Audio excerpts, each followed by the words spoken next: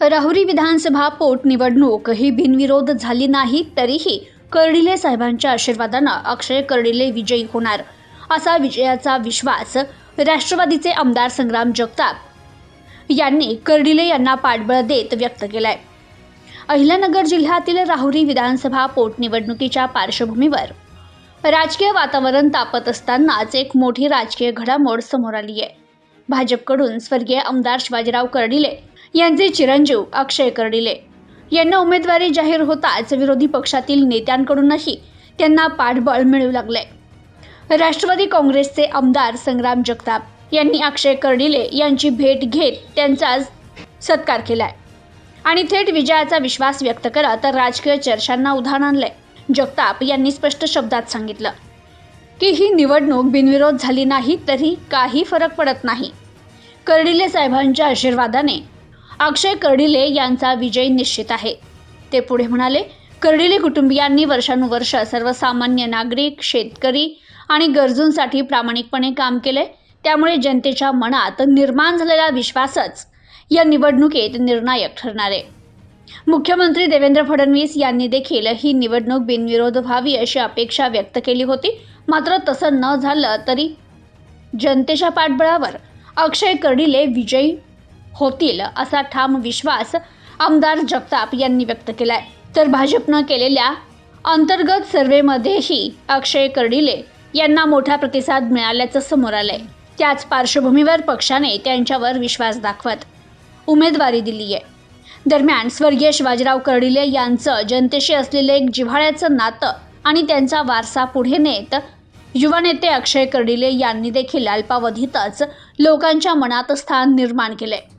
त्यामुळे येणारा निकाल हा कर्डिले फॅक्टरवरच ठरणार अशी जोरदार चर्चा सध्या राजकीय वर्तुळात रंगली आहे। Bureau report, news today 24, Rahuri, Ahilyanagar.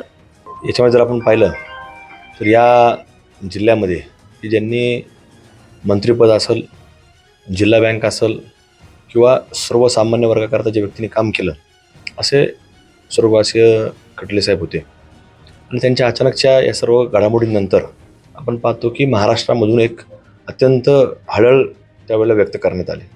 आणि त्यावेळेसपासून जर आपण पाहिलं तर त्यावेळेला देखील मुख्यमंत्री महोदय हे कुठल्या तरी राज्यामध्ये निवडणूक चालू होती आणि त्या निवडणुकीच्या प्रचारात ज्यावेळेस त्यांना कळालं तर ताबडतोब त्यांनी दुपारी तिथून महाराष्ट्राकडे प्रस्थान केलं। महाराष्ट्रामध्ये आल्यानंतर त्यांनी लगेच सायंकाळपर्यंत या ठिकाणी या कुटुंबाला, कर्डिले कुटुंबाला भेट देण्याकरता, सांत्वन करण्याकरता त्या ठिकाणी ते आले।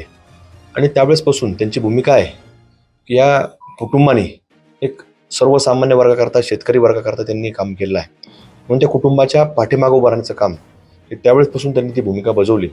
आणि ते आजही अगदी उमेदवारी जाहीर करण्यापर्यंत त्या मुख्यमंत्री देवेंद्रजी फडणवीस साहेब असतील त्यांनी ती भूमिका बजावली आहे। त्यामुळं त्यांचे व्यक्तिशः मग फडणवीस साहेब असतील, भारतीय जनता पार्टीचे अध्यक्ष रवींद्र चव्हाण साहेब असतील, बावनकुळे साहेब असतील, त्याचप्रकारे चंद्रकांतदादा पाटील साहेब असतील, जिल्ह्याचे लाडके पालकमंत्री आमदार विखे पाटील साहेब असतील, राम शिंदे साहेब असतील, या सर्वच मान्यवरांनी या उमेदवारी च्या बाबतीमध्ये महत्त्वाची भूमिका बजावली आणि अक्षयदादा कर्डिले यांना उमेदवारी दिली पाहिजे ह्या बाबतीतली भूमिका बजावून ती आज जबाबदारी त्या सर्वांनी पार पडलेली आहे।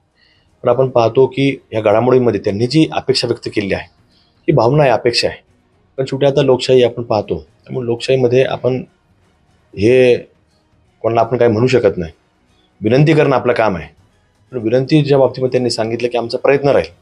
पण प्रयत्न जरी झाला नाही तर कर्डिले साहेबांचं जे काही एक जनतेशी जोडलेलं नातं होतं तर त्याच प्रकारचं मागच्या काही 2021-22 पासून अक्षयदादा कर्डिले यांनी देखील एक विश्वासाचं नातं प्रत्येक युवकाच्या मनामध्ये, प्रत्येक मायमाऊलीच्या मनामध्ये त्यांनी स्वतःच्या संपर्काच्या माध्यमातून आणि कर्डिले साहेबांचं प्रतिनिधी म्हणून हे मागच्या 2021-22च्या कालखंडापासून ते स्वतः फिरत आहेत।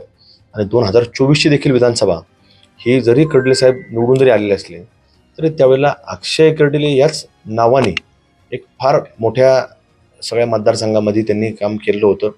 आणि सातत्यानं फिरणं असेल, संपर्क असेल, सर्वसामान्य वर्गामध्ये दुःख असेल, सुखदुःखामध्ये फिरणं असं अक्षयदादांनी केलं आहे। त्यामुळं ह्या सगळ्या भूमिकांमध्ये ते आज पक्षाने देखील शेवटी तो जसं सुजयदादा विखे पाटील साहेबांनी सांगितलेलं होतं की भारतीय जनता पार्टीकडून सर्वे केला जातो आणि सर्वेमध्ये जे काही इच्छुक लोक असतात यांच्यापेक्षाही जे इच्छुक नाही ते सुद्धा नावं असतात. त्यामुळं इच्छुकांपेक्षाही जे नसणाऱ्यांची नावं आणि त्याच्यामध्ये जे सर्वेच्या माध्यमातून जे नाव डिक्लेअर झालं आहे तर ते कुठेतरी एक फार मोठ्या मताधिक्याने निवडून येण्याचं मार्जिन असल्याकारणानं त्याचं आता नाव डिक्लेअर झाले आणि तशा प्रकारे जो निकाल 23 तारखेला मतदान होणार आहे, जो मे महिन्यात 4 तारखेला निकाल लागेल, तो निश्चित रूपानं कर्डिले साहेबांच्या आशीर्वादानेच निकाल लागेल ही खात्री या निमित्तानं माझ्यासारख्या कार्यकर्ता म्हणून मी व्यक्त करतो.